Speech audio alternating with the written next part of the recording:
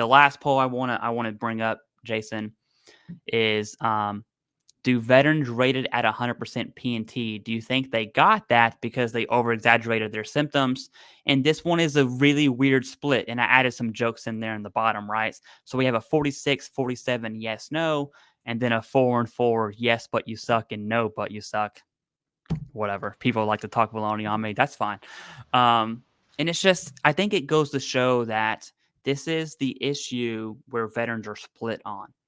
The majority do believe, myself included, Jason as well, do believe veterans should aim at 100%, right? Is that going to pave the way for veterans to continue to look at secondaries, increases, all that stuff? Yes, that's good. Is it also going to pave the way? Can two things be true where veterans are doing shady stuff and we'll just kind of, umbrella it at there? I think that answer is also yes. And we see that when it comes to fraud, convictions of fraud, not just hearsay. And we'll get to that here in a second. But Jason, I want to hear your last thoughts on just the nature of veterans over exaggerating mental health, because you can't x-ray mental health. All it takes is a YouTube video saying, here's how to get 70%, which, by the way, I have made myself, right? I am no blame here. I'm not transferring blame, and I'll definitely take blame. But could a veteran say the right things to their healthcare team and say the right things to their CMP examiner to over-exaggerate their symptoms? I just want to hear your thoughts on that. It is a very, very pointed, a dark cloud type of question, but it's just, I think it adds to the culture of VA disability that we see ourselves in right now. And I think these polls reflect that. I think you're right. And I have a little rain in the background since I live in a rainforest, apparently. So sorry for the white noise. So there's a lot to unpack in that, right? Yeah. So one, from the aspect of a survey, I think that a lot of veterans, sadly, who aren't at 100%, or maybe they've never filed a claim, right? Because there's 70%, right? 7 out of 10 they're not even rated. So when not everybody, but when some people see a veteran who's 100% permanent in total and can stand up and go like this, they exaggerated their symptoms, right? So I think there's some of that. Great.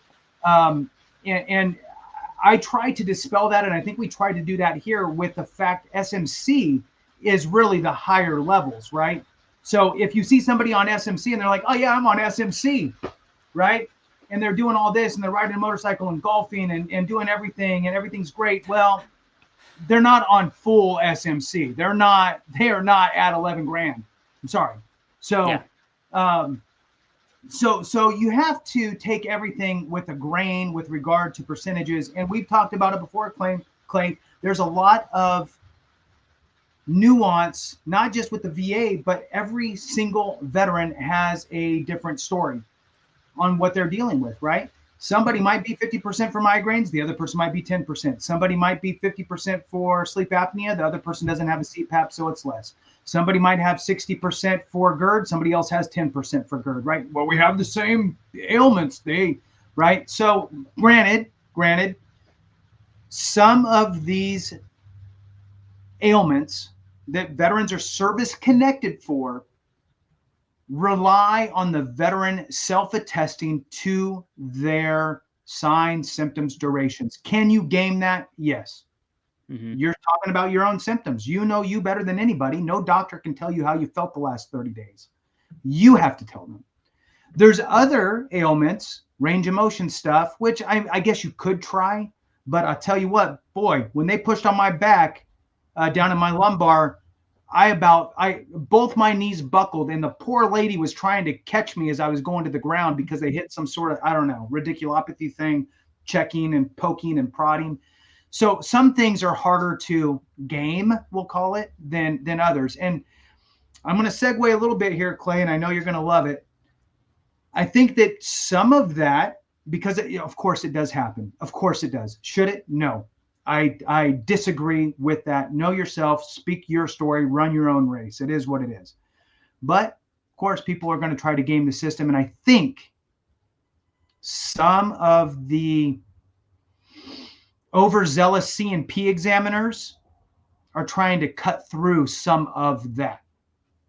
You know, if they just got done seeing 4 people that it's clear that this person is blowing smoke, if they just saw 10 people like that and then you walk through the door and you're not blowing smoke, you're going to get treated like you're blowing smoke until proven otherwise, right? So, and then that puts a bad taste in the mouth. So it's a weird dynamic, weird situation. I think people that game the system and try to blow up instead of who uses different. I'm like Porky Pig, man. Let me just pick a different word. They sadly aren't losing sleep over it, right? It's those that wouldn't do that would lose sleep over doing that, right? So there's no real, I guess, end thing to it. What I always try to preach is don't shortchange yourself. Okay, don't leave things out because you're fearful of over exaggerating it. No, read it. If you meet it, then yes. Especially if certain signs and symptoms don't have durations or time periods or anything like that. It's just X. If you can say yes to X, then say yes, right? So it's a weird slippery slope because I don't want to discourage people from understanding and being like in tune with themselves and understanding the signs and symptoms that they do have. I'll tell you what, and I loved using this example in the past. Doesn't count now because it's the 19th. GERD used to have a rating schedule that was more veteran, I guess, explanatory. The veteran would explain their signs and symptoms. That's went away. Now it's just if you have, it just got boxed in. Now you have to have tightening of the esophagus and then dilation either through a little balloon being blown up or you're taking steroids or something like that. But the way GERD used to be rated, it used to be, tell me your signs and symptoms that you have for this condition. Well, I have heartburn, I have regurgitation, I have difficulty swallowing, I have, right? And you're naming these things. And an educated, I use your little thing there, Clay. An educated veteran is a prepared veteran who can articulate that appropriately to the C&P examiner and get the appropriate rating. But I'll tell you what I didn't know. I didn't know that I had to even say regurgitation, vomit, pain. Like if I say heartburn, I have bad heartburn. I mean that. That's what I actually mean. I didn't know I had to break it down per symptom, right? So at the end of the day, read the schedule of ratings. If you meet it, you meet it. Talk about it. Make sure it gets annotated. If you don't meet it, back down and go to the next one. It's not worth having a fraudulent claim, period. Not worth it. You will lose everything, and don't think that you won't, because that's when it'll sneak up on you.